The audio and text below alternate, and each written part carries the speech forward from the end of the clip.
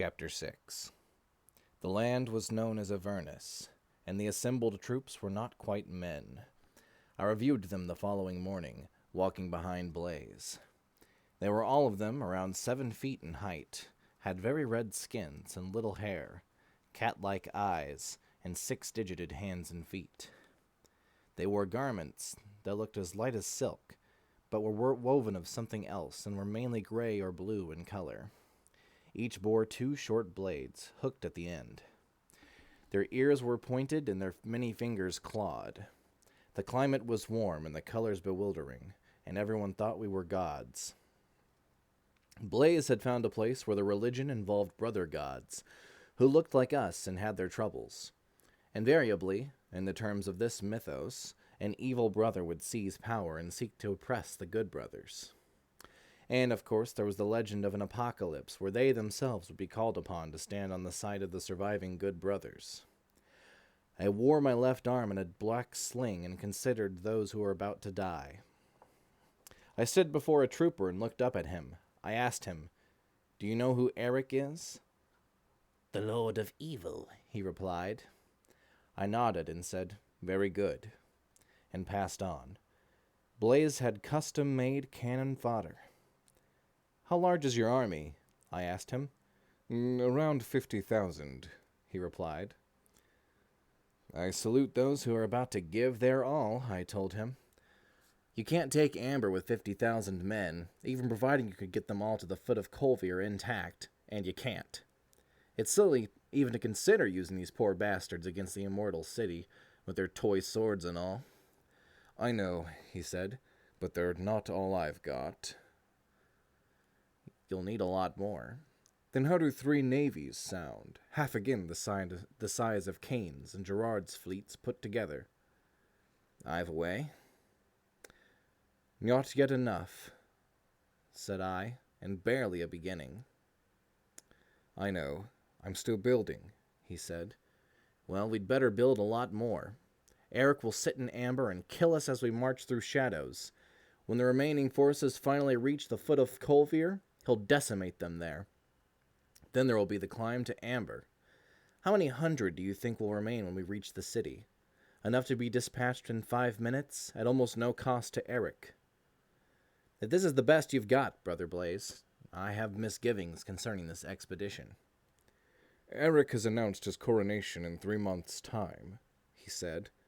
"I can triple my forces by then, at least. Perhaps I can even have 250,000 shadow troops to lead against Amber. There are other worlds like this one, and I will penetrate them. I will raise me such a force of holy crusaders as has never been set against Amber before." "And Eric will have had the same time to intensify his defenses. I don't know, Blaze. It's almost a suicide run. I didn't know the full situation when I came here." "And what have you brought with you?" he asked. "Nothing. It is rumored that you once commanded troops. Where are they?" I turned away from him. "They are no more," I said. "I am certain." "Could you not find a shadow of your shadow?" "I don't want to try," I said. "I'm sorry." "Then what real good are you to me?" "I'll go," I told him, "if that's what you had in mind, if that's all you really wanted me around for, more bodies." "Wait!" he cried out. I spoke hastily. "I don't want to lose your counsel, if nothing else. Stay with me, please. I will even apologize." "That is not necessary," I said, knowing that what this thing means to a Prince of Amber. "I'll stay. I think I can help you." "Good!" And he clapped me upon my good shoulder. I'll get your more troops," I added. "Never fear." And I did. I walked among shadows and found a race of furry creatures, dark and clawed and fanged, reasonably manlike, and about as intelligent as a high school freshman of your choice. Sorry, kids, but what I mean is that they were loyal, devoted, honest, and too easily screwed by bastards like me and my brother. I felt like the DJ of your choice. Around 100,000 worshipped us to the extent of taking up arms. Blaze was impressed and shut up.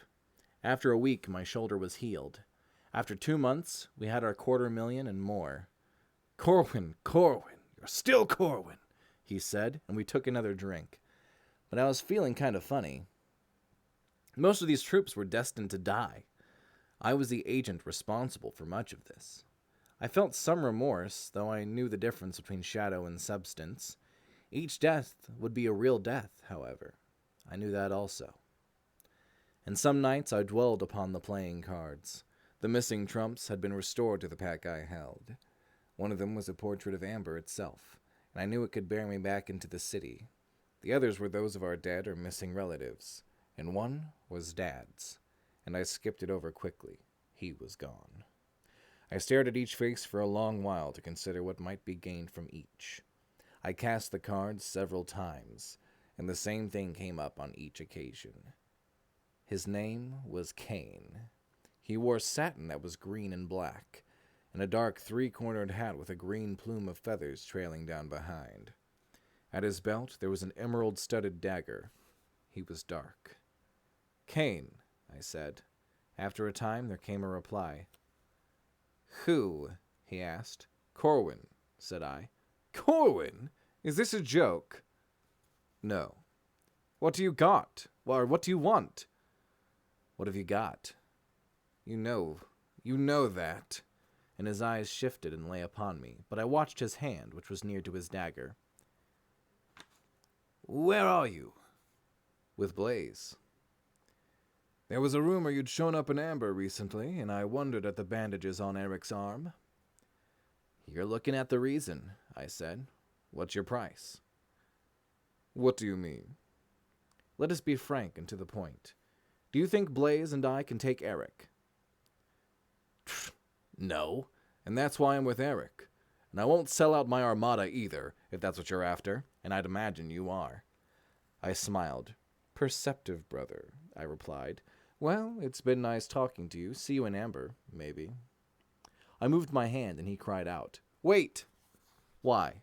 I don't even know your offer." "Yes, you do," I said. "You've guessed it, and you're not interested." "I didn't say that. It's just I know where the equities lie." "You mean the power." "Okay, the power. What have you got to offer?" I'm sorry, I'm still trying to figure out a fucking voice for Cain. We talked for maybe an hour, after which time the northern seaways were open to the 3 phantom fleets of Blaze, which might enter expecting reinforcements. "If you fail, there'll be 3 beheadings in Amber," said he. "But you don't really expect that, do you?" I asked. "No. I think either you or Blaze will sit upon the throne before too very long. I'll be satisfied to serve the winner. That regency would be nice. I'd still like Random's head as part of the price, though." "No deal," I said. "Take it as you've heard it, or forget it." "I'll take it." Still trying to figure out the voice, sorry.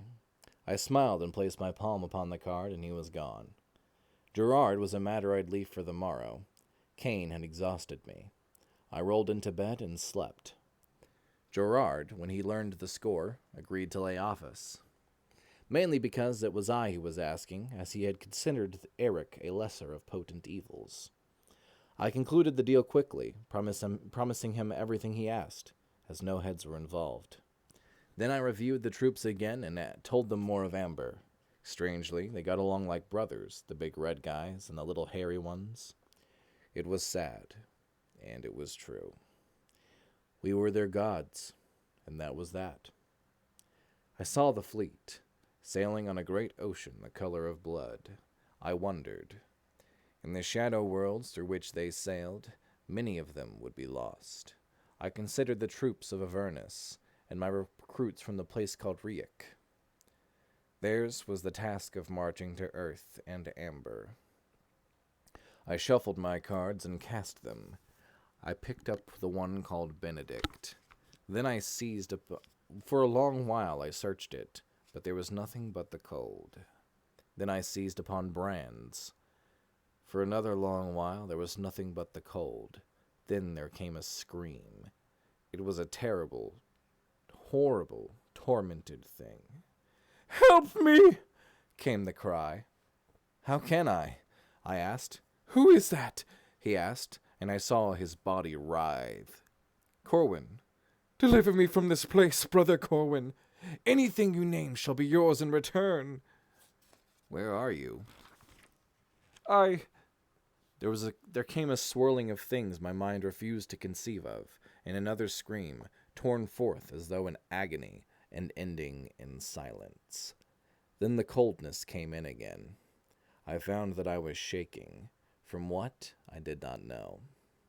I lit a cigarette and moved to the window to consider the night, leaving the cards where they had fallen upon the tabletop of my room within the garrison. The stars were tiny and misted over. There were no constellations that I could recognize.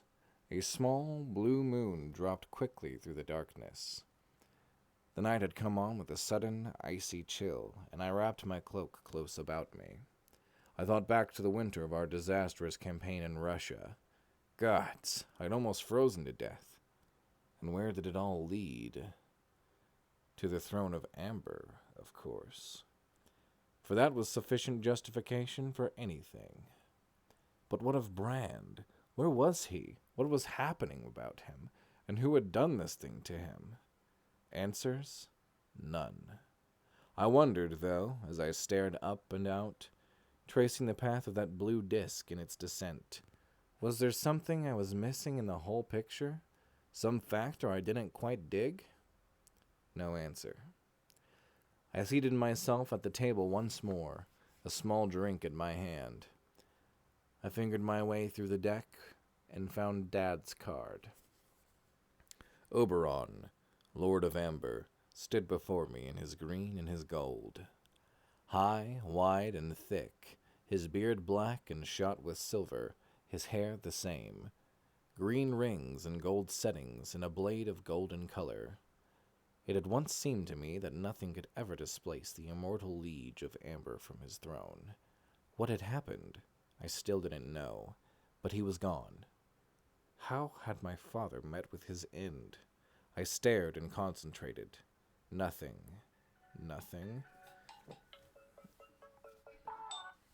Sorry. Nothing. Something? Something. There came a responding movement, though ever so weak, and the figure on the card turned in upon itself and shriveled to a shadow of the man he had been. Father? I asked. Nothing. Father? Yes. Very faint and distant, as though through a seashell immersed in its monotone humming. Where are you? What has happened? Long pause. Yes? This is Corwin, your son. What came to pass in Amber that you are gone? My time, he said, sounding even further away. Do you mean that you abdicated? None of my brothers has given me the tale, and I do not trust them sufficiently to ask them. Eric now holds the city, and Julian guards the forests of Arden. Cain and Gerard maintain the seas. Blaze would oppose all, and I am allied with him. What are your wishes in this matter? You are the only one who has asked, he gasped. Yes. Yes, what?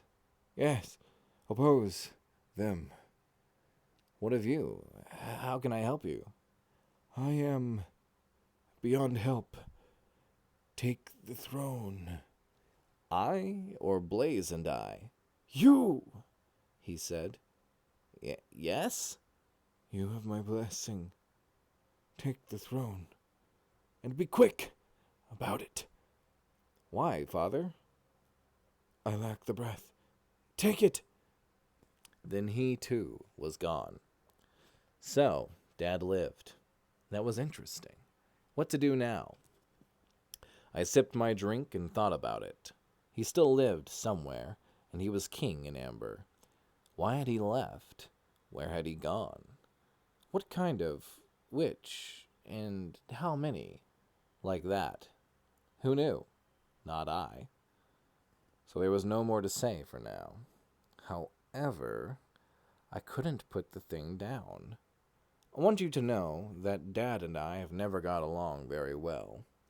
I didn't hate him like Random or some of the others, but I sure as hell had no reason to be especially fond of him. He had been big, he had been powerful, and he had been there. That was about it. He was also most of the history of Amber, as we knew it, and the history of Amber stretches back for so many millennia that you may as well stop counting. So what do you do? As for me, I finished my drink and went to bed. The following morning, I attended a meeting of Blaze's general staff. He had 4 admirals, each in charge of roughly a quarter of his fleet, and a whole mess of army officers. Altogether, there was about 30 of the high-ranking brass at the meeting, big and red or small and hairy, as the case may be. The meeting lasted perhaps 4 hours, and then we all broke for lunch. It was decided that we would move 3 days hence, since it would require one of the blood to open the way to Amber. I was to lead the fleet aboard one of the flagship, and Blaze would take his infantry through lands of shadow. I was troubled by this, and I asked him what would have happened had I not shown up to give this assistance. I was told 2 things in reply. 1, if he had had to do it alone, he would have led the fleet through and led them at a distance from the shore, returned in a big single vessel to Avernus, and led his foot soldiers forward to rendezvous at a given time. And 2, sorry. He had purposely sought for a shadow in which a brother would appear to give him aid. How convenient for him. Sorry, I'm gonna get a drink here so my voice doesn't. So I've been listening to some other audiobooks, and I'm trying to kind of emulate some of the styles I've heard to help save my voice. So, this episode might be a weird one. Sorry for the pause. Just letting you know. I had some misgivings when I heard about the latter, though I knew I was really me. The former smacked of being a bit unworkable, since the fleet would be too far out to sea to receive any signals from the shore, and the chance of missing the date, allowing the mishaps when it came to a body that large, was too great, as I saw it, to encourage a whole big lot of faith in his general plan. But as a tactician, I had always thought him brilliant, and when he laid out the maps of Amber and the outlying country which he himself had drawn, and when he explained the tactics to be employed therein, I knew that he was a prince of Amber, almost matchless in his guile. The only thing was, we were up against another prince of Amber, one who occupied what was definitely a stronger position. I was worried, but with the impending coronation, it seemed about the only course available to us, and I decided to go along for the whole ride. If we lost, we were creamed, but he held the biggest threat available and had a workable time schedule, which I didn't. So I walked the land called Avernus and considered its foggy valleys and chasms, its smoking craters, its bright, bright sun against its crazy sky, its icy nights and 2 hot days, its many rocks and carloads of dark sand, its tiny, though vicious and poisonous beasts, and its big purple plants, like spineless cacti. And on the afternoon of the 2nd day, as I stood on a cliff overlooking the sea, beneath a tower of massed vermilion clouds, I decided that I rather liked the place, for all that, and if its sons would perish in the wars of the gods, I would immortalize them one day in song if I were able. This mild balm in mind for what I feared, I joined the fleet and took command. If we made it, they would be feted forever in the halls of immortals. Feted? F-E-T-E-D. I was guide and opener of the way. I rejoiced. So we set sail the following day, and I directed things from the lead ship. I led us into a storm, and we emerged that much nearer our destination. I led us past an enormous whirlpool, and we were so much to the good. It led us through a shallow rocky place, in the shade where the waters deepened afterward. Their colors began to approximate those of amber. So I still knew how to do it. I could influence our fate in time and place. I could take us home. Home for me, that is. I led us past strange islands where green birds cawed and green apes hung like fruit in the trees, swung, sometimes gibbered, and threw rocks into the sea, aimed, doubtless, at us. I took us far out to sea and then nosed the fleet around back in the direction of shore. Blaze, by now, was marching across the plains of the worlds. Somehow I knew he would make it, past whatever defenses Eric had set up. I kept in touch with him by means of the cards, and I learned of his encounters along the way, like 10,000 men dead in a plains battle with centaurs, 5,000 lost in an earthquake of frightening proportions, 1,500 dead of a whirlwind plague that swept the camps, 19,000 dead or missing in action as they passed through the jungles of a place I didn't recognize when napalm fell upon them from the strange buzzing things that passed overhead. 6,000 deserting in a place that looked like the heaven they had been promised. 500 unaccounted for as they crossed in a sand flat where a mushroom cloud burned and towered beside them. 8,600 gone as they moved through a valley of suddenly militant machines that rolled forward on treads and fired fires. 800 sick and abandoned, 200 dead from flash floods, 54 dying of duels among themselves, 300 dead from eating poisonous native fruits, 1,000 slain in a massive stampede of buffalo-like creatures, 73 gone when their tents caught fire, 1,500 carried away by the floods, 2,000 slain by the winds that came down from the blue hills. I was pleased that I'd only lost 186 ships in that time. To sleep, perchance to dream. Yeah, there's a thing that rubs. Eric was killing us by inches and hours. His proposed coronation was only a few weeks away, and he obviously knew we were coming against him, because we died and we died. Now, it is written that only a Prince of Amber may walk among shadows, though of course he may lead or direct as many as he chooses along such courses. We led our troops and saw them die, but of Shadow I have this to say. There is shadow, and there is substance, and this is the root of all things. Of substance, there is only Amber, the real city, upon the real earth, which contains everything. Of shadow, there is an infinitude of things. Every possibility exists somewhere as a shadow of the real. Amber, by its very existence, has cast such in all directions. And what may say of it beyond? Shadow extends from amber to chaos, and all things are possible within it, and there are only 3 ways of traversing it, and each of them is difficult. If one is a prince or princess of the blood, well, then one may walk, crossing through shadows, forcing one's environment to change as one passes, until it is finally in precisely the shape one desires it, and there stop.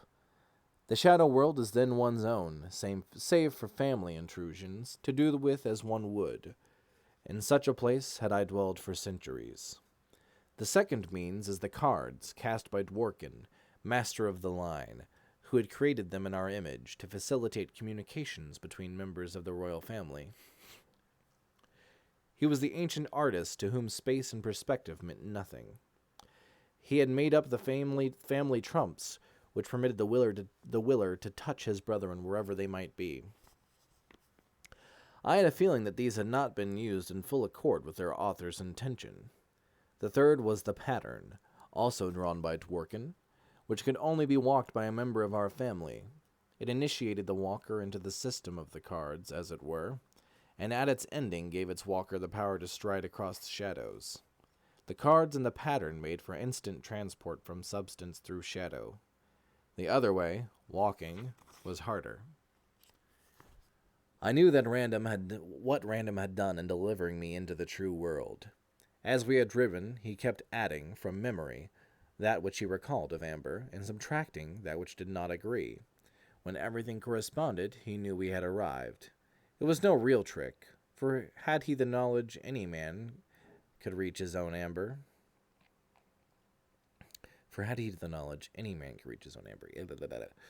Even now, Blaze and I could find shadow ambers where each of us ruled, and spend all the time of an eternity ruling there. But this would not be the same for us. For none would be the true amber, the city into which we were born, the city from which all others take their shapes. So we were taking the hardest route, the walk through shadow, for our invasion of amber itself. Anyone knowing this and possessing the power could interpose obstacles. Eric had done so, and now we faced them as we died. What would come of this? No one knew. But if Eric were crowned king, it would be reflected and shadowed everywhere. All the surviving brothers, we princes of Amber, I am sure, felt it much better, each in his own simple way, personally to achieve this status and thereafter let the shadows fall where they might.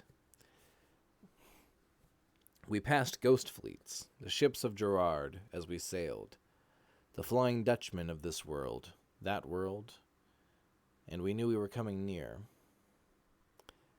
I used them as reference points. On the 8th day of our voyaging, we were near to Amber. That is when the storm broke. Sorry, I lost my place.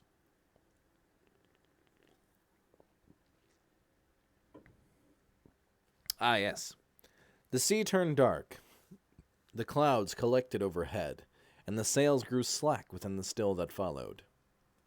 The sun hid its face, an enormous blue one, and I felt that Eric had found us at last.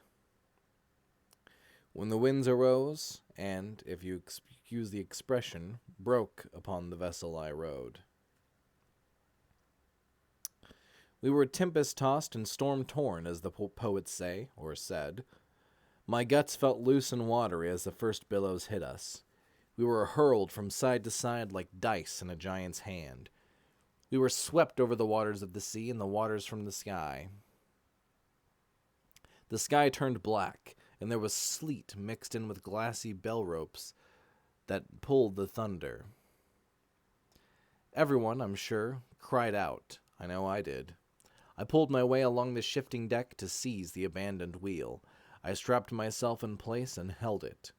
Eric had cut loose in Amber. That was for damn sure.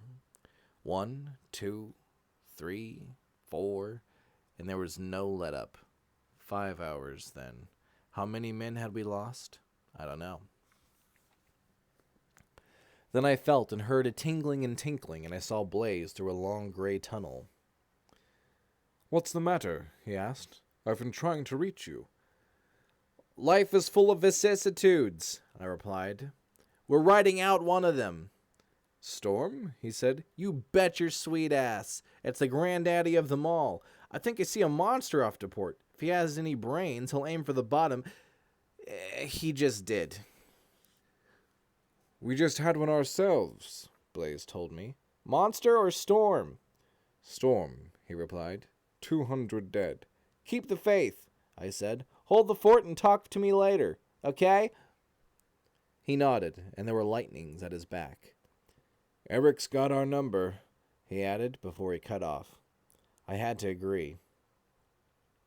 It was 3 more hours before things let up, and many more later I learned that we had lost half of the fleet, and on my vessel, the flagship, we had lost 40 of the crew of 120.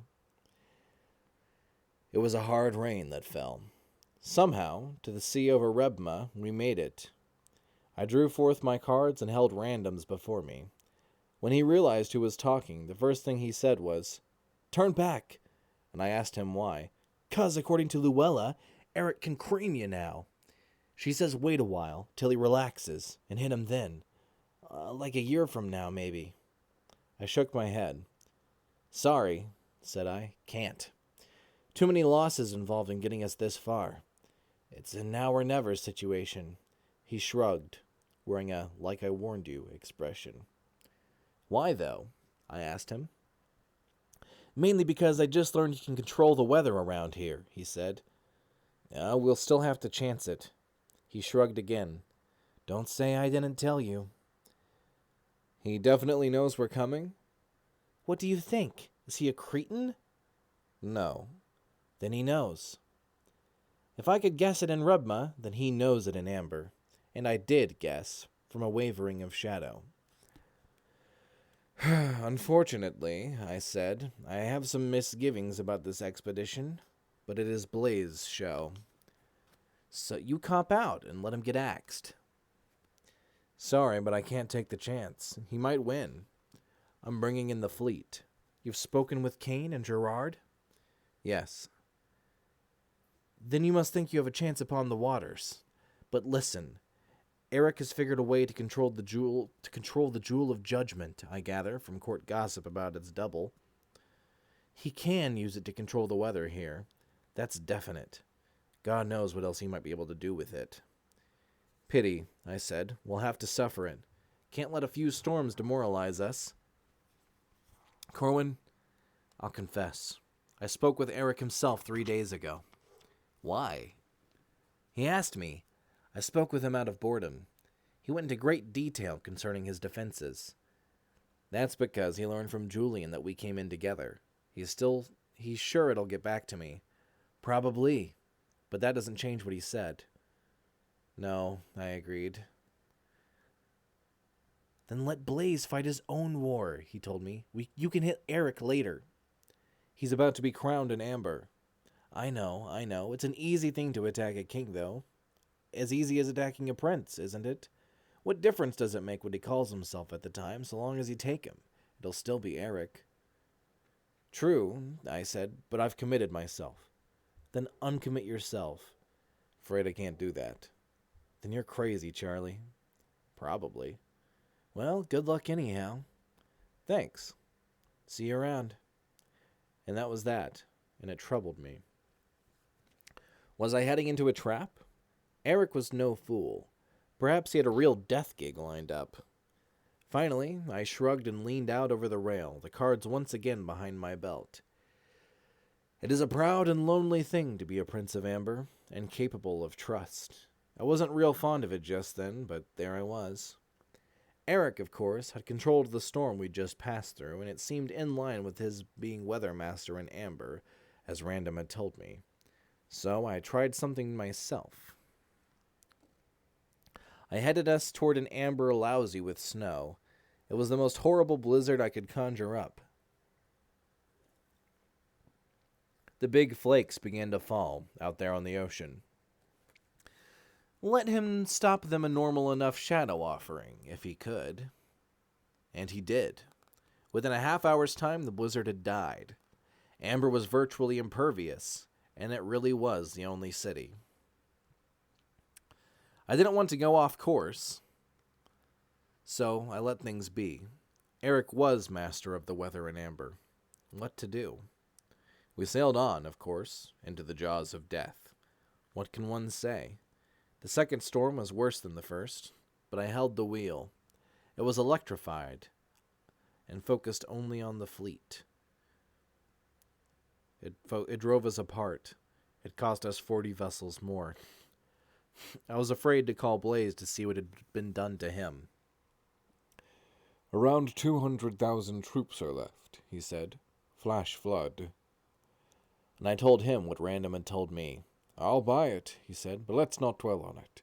Whether or no, we'll beat him. I hope so. I lit a cigarette and leaned across the bow. Amber should be coming into sight soon. I knew the ways of Shadow now, and I knew how to get there by walking. But everyone had misgivings. There would never be a perfect day, though. So we sailed on, and the darkness came upon us like a sudden wave, and the worst of storm of them all struck. We managed to ride out its black lashings, but I was scared. It was all true, and we were in northern waters. If Kane had kept his word, all well and good. If he was getting us out, he was in an excellent position. So, I assumed he had sold us out. Why not? I prepared the fleet, 73 vessels remaining, for battle, when I saw him approach. The cards had lied, or else been very correct, when they'd pointed to him as the key figure. The lead vessel headed toward my own, and I moved forward to meet it. We hove to, and side by side regarded one another. We could have communicated via the trumps, but Kane didn't choose to, and he was in the stronger position. Therefore, family etiquette required that he choose his own means. He obviously wanted to be on record as he called out through an amplifier, "Corwin, kindly surrender command of your fleet. I've got you outnumbered. You can't make it through." I regarded him across the waves and raised my own amplifier to my lips. "What of your arrangement?" I asked. "Null and void," he said. "Your force is far too weak to hurt Amber. So save lives and surrender it now." I looked over my left shoulder and regarded the sun. "Pray hear me, brother Kane," said I, "and grant me this, then. Give me your leave to confer with my captains till the sun stands in high heaven." "Very well," he replied without hesitation. "They appreciate their positions, I'm sure." I turned away then and ordered that the ship be turned about and headed back in the direction of the main body of vessels. If I tried to flee, Kane would pursue me through shadows and destroy the ships, one by one. Gunpowder did not ignite on the real Earth, but if we moved very far away, it too would be employed to our undoing. Kane would find some, for it was probable, were I to depart, the fleet could not sail the shadow seas without me, and would be left as sitting ducks upon the real waters here. Excuse me. So the crews were either dead or prisoners, whatever I did. Random had been right. I drew forth Blaze's trump and concentrated till it moved. "Yes?" he said, and his voice was agitated. I could almost hear the sounds of battle around him.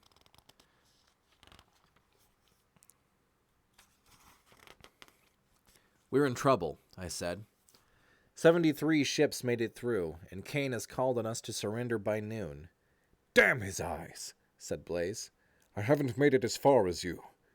We're in the middle of a fight now. An enormous cavalry force is cutting us to pieces. So I can't counsel you fairly. I've got my own problems.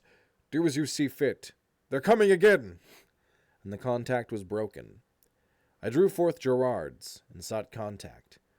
When we spoke, it seemed I could see a shore lined behind him. I seemed to recognize it.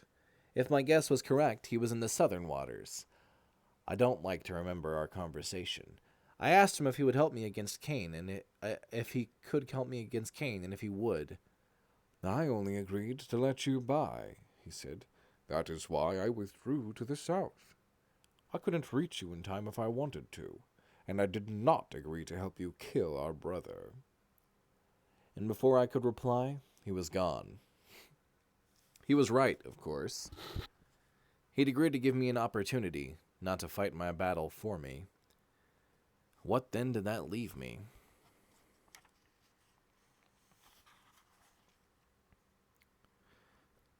I lit a cigarette. I paced the deck. It was no longer morning. The mists had long vanished, and the sun warmed my shoulders. Soon it would be noon. Perhaps 2 hours. I fingered my cards, weighed the deck in my hand. I could try a contest of wills through them with either Eric or Kane.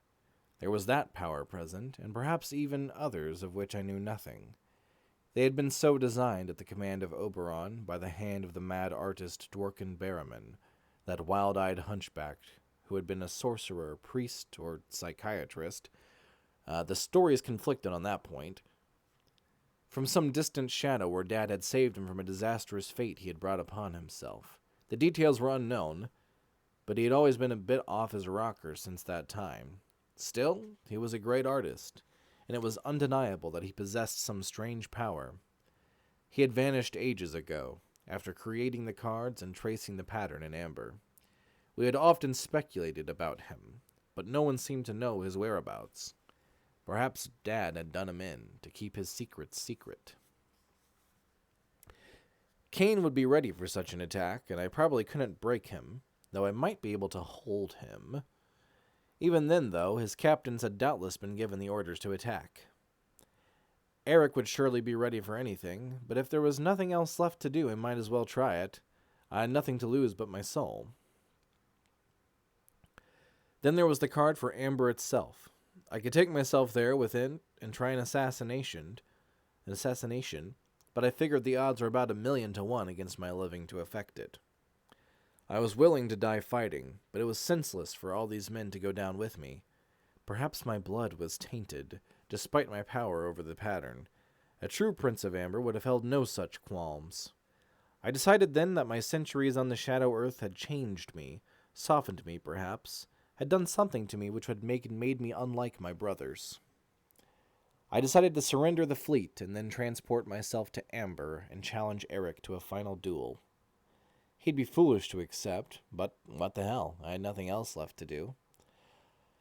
I turned to make my wishes known to my officers, and the power fell upon me, and I was stricken speechless. I felt the contact, and I finally managed to mutter, "Who?" through clenched teeth. There was no reply, but a twisting thing bored slowly within my mind, and I wrestled with it there. After a time, when he saw that I could not be broken without a long struggle, I heard Eric's voice upon the wind. "How goes the world with thee, brother?" he inquired.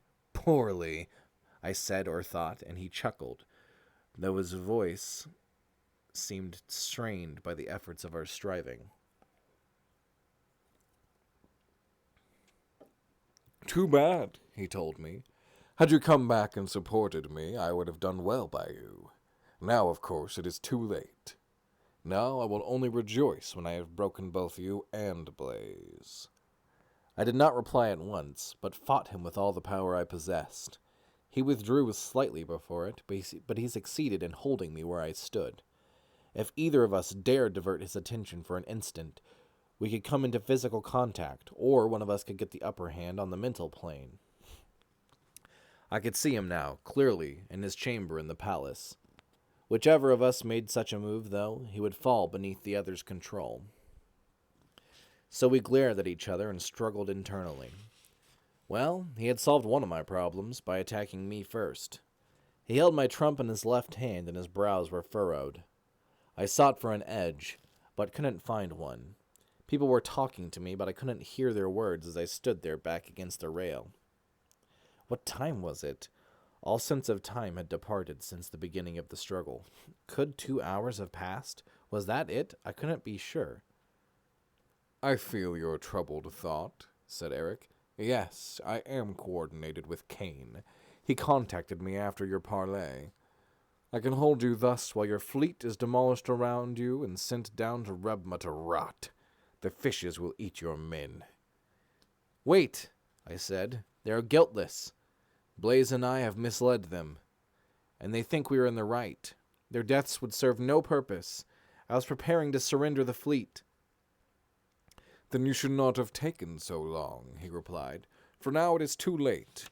I cannot call Kane to countermand my orders without releasing you, and the moment I release you, I will fall beneath your mental domination or suffer physical assault. Our minds are too proximate." "Supposing I give you my word I won't do this thing?"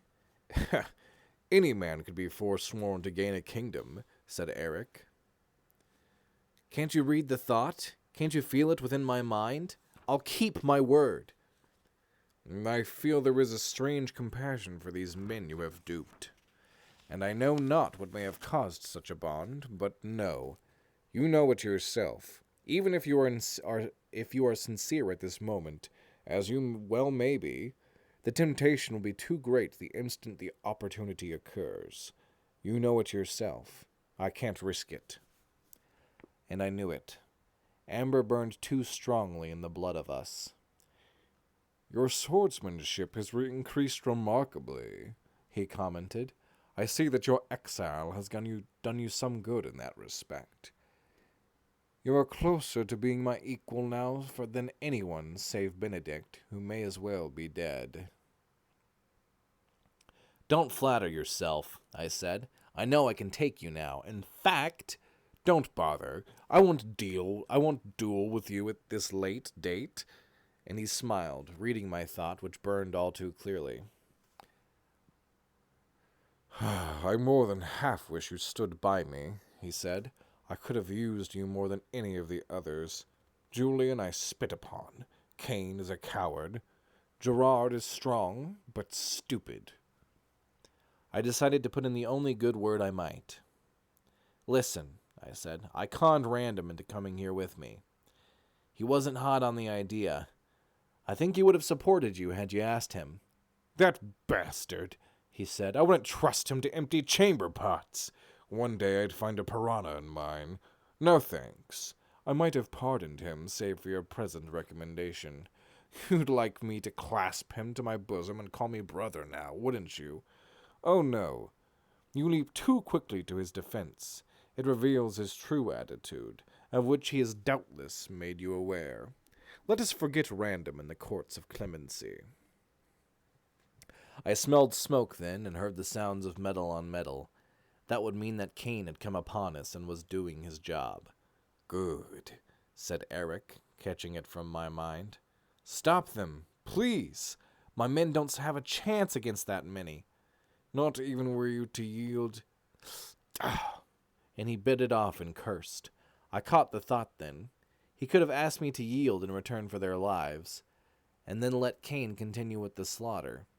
He would have liked to have done that, but he let those first words slip out in the heat of his passion.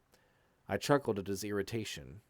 I'll have you soon anyhow, he said, as soon as they take the flagship. Until then, I said, try this. And I hit him with everything I had, boring into his mind, hurting him with my hatred. I felt his pain, and it drove me harder. For all the years of exile I'd spent, I lashed at him, seeking at least this payment. For his putting me through the plague, I beat at the barriers of his sanity, seeking this vengeance. For the auto accident, for which I knew he had been responsible, I struck at him, seeking some measure of anguish in return for my hurt.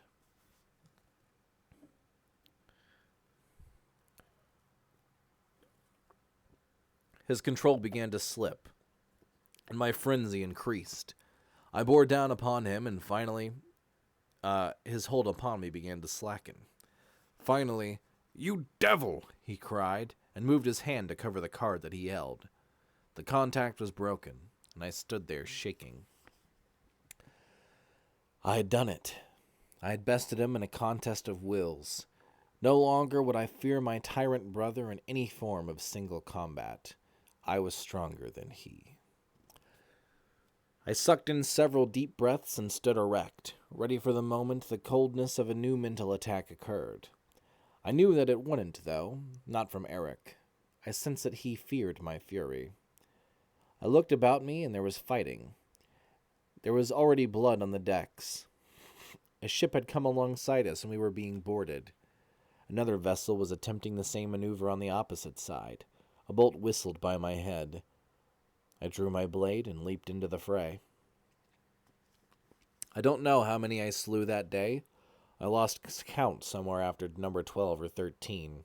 It was more than twice that, on that engagement alone, though. The strength with which a Prince of Amber is naturally endowed, which had allowed me to lift a Mercedes, served me that day, so that I could raise a man with one hand and hurl him over the rail. We slew everyone aboard both boarding ships and opened their hatches and sent them down to Rebma, where Random would be amused by the carnage. My crew had been cut in half in the battle, and I had suffered innumerable nicks and scratches, but nothing serious. We went to the aid of a sister vessel and knocked off another of Kane's attackers. The survivors of the rescued vessel came aboard the flagship, and I had a full crew once more. "Blood!" I called out. "Give me blood and vengeance this day, my warriors, and you'll be remembered in Amber forever." And as a man, they raised their weapons and cried out, "Blood!" And gallons, no, rivers of it were let that day. We destroyed 2 more of Kane's raiders, replenishing our numbers from those of the survivors of our own fleet. As we headed toward a 6th, I climbed the mainmast and tried to take a quick count. We looked to be outnumbered 3-1. There seemed to be between 45 and 55 remaining of my fleet. We took the 6th, and we didn't have to look for the 7th and the 8th. They came to us. We took them too, but I received several wounds in the fighting that again left me with half a crew. My left shoulder and my right thigh had been cut deeply, and a gash along my right hip was hurting. As we sent those ships to the bottom, 2 more moved towards us. We fled and gained an ally in one of my own ships, which had been victorious in its own recent battle. We combined crews once more, this time transferring the standard to the other vessel, which had been less damaged than my own, which had begun shipping water badly and was beginning to list to starboard. We were allowed no breathing space as another vessel neared and the men attempted to board. My men were tired, and I was getting that way. Fortunately, the other crew wasn't in such great shape either. Before the second of Kane's vessels came to its aid, we had overwhelmed it, boarded, and transferred the standard again. That ship had been in even better shape. We took the next, and I was left with a good ship, 40 men, and gasping. There was no one in sight to come to our aid now. All of my surviving ships were engaged by at least one of Kane's. A raider was heading toward us, and we fled. We gained perhaps 20 minutes this way. I tried to sail into shadow, but it's a hard, slow thing that near to amber. It's much easier to get this close than it is to depart, because amber is the center, the nexus. If I'd had another 10 minutes, I could have made it. I didn't, though. As the vessel hove nearer, I saw another one off in the distance turning in our direction. It bore the black and green standard beneath Eric's colors and the white unicorn. It was Kane's ship. He wanted to be there for the kill. We took the first one and didn't even have time to open its hatches before Kane was upon us. I was left standing on the bloody deck, with a dozen men about me, and Kane moved to the bow of his ship and called upon me to surrender. "Will you grant my men their lives if I do this thing?" I asked him. "Yes," he said. "I'd lose a few crewmen myself if I didn't, and there's no need for that." "On your word as a prince?" I asked. He thought about it a moment, then nodded. "Very well." "Very well," he said. "Have your men lay down their arms and board my vessel when I come alongside."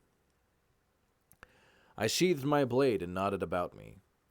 "You fought the good fight, and I love you for it," I said, "but we have lost in this place."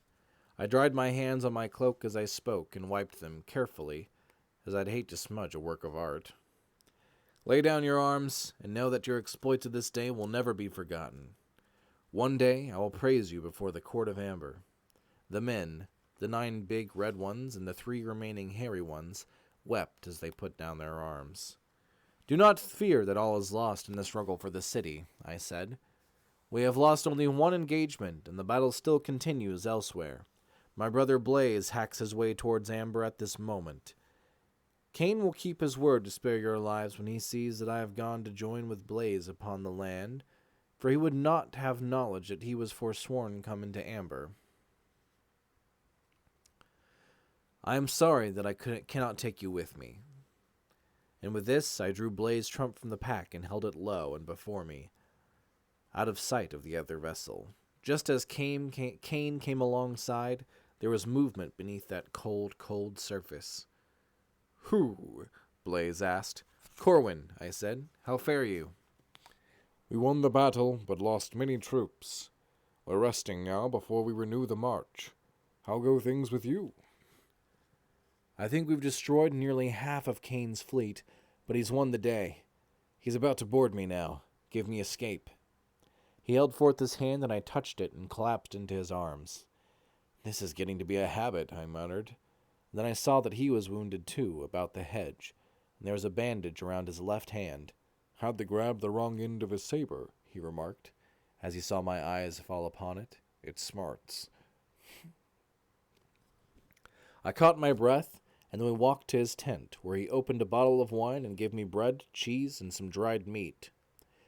He still had plenty of cigarettes, and I smoked one as a medical officer dressed my wounds. He still had around 180,000 men behind him. As I stood on a hilltop and the evening began around me, it seemed as if I looked out over every camp I had ever stood within, stretching on and on over the miles and the centuries without end.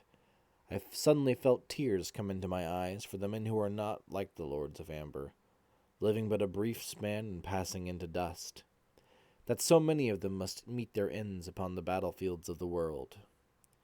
I returned to Blaze's tent, and we finished the bottle of wine. And that's the end of Chapter 6.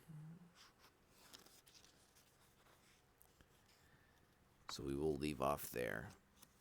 Ugh. Boy howdy. Sorry about that. I feel like my performance this episode wasn't as good. I was, having some troubles. And really, how long was that chapter? It was pretty short. It was only 10 pages. So, well, it was like 20 pages. It was about 20 pages. But damn.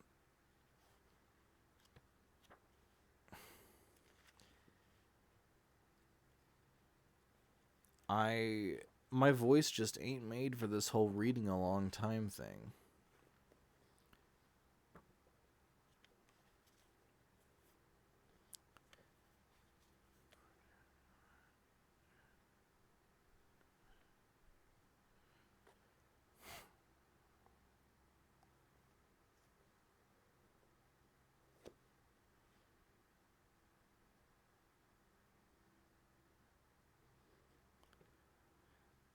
Oh. Hold on. I'm trying to look how much left we have left of this book.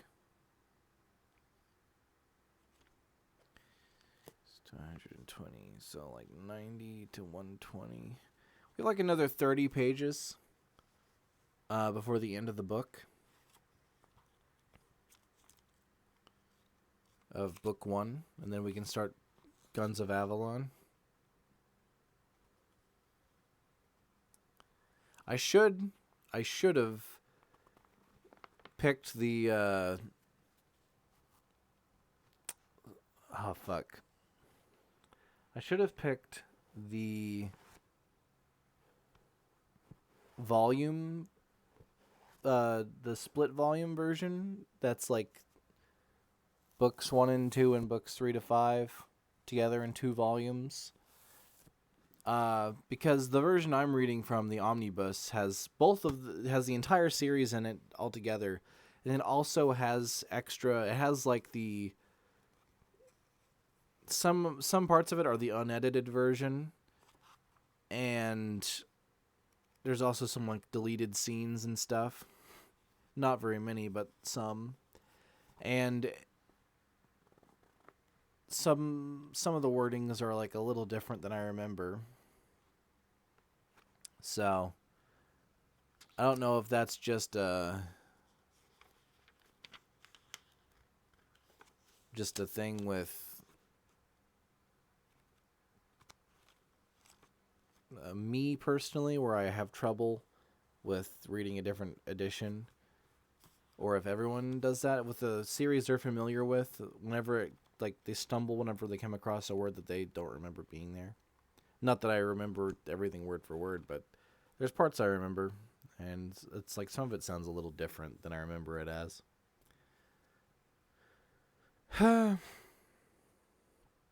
If I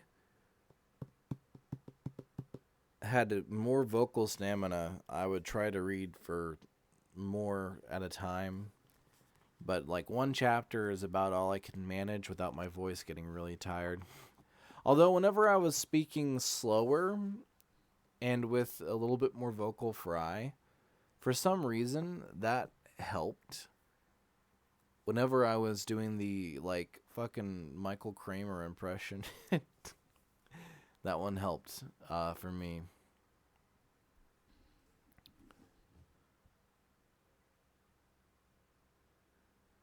So perhaps I will have to figure that out. Like maybe practice a little bit with reading a while. I don't know. Anyways, I told myself I wouldn't sit here and like ramble at the end of every episode. So I guess I'm going to sign off for now. So I'll talk to you guys some other time, I guess. Also, sorry this episode was late. I ended up being a lot busier than I thought on Sunday. So you get it on Halloween instead. Later. Goodbye and hello, as always.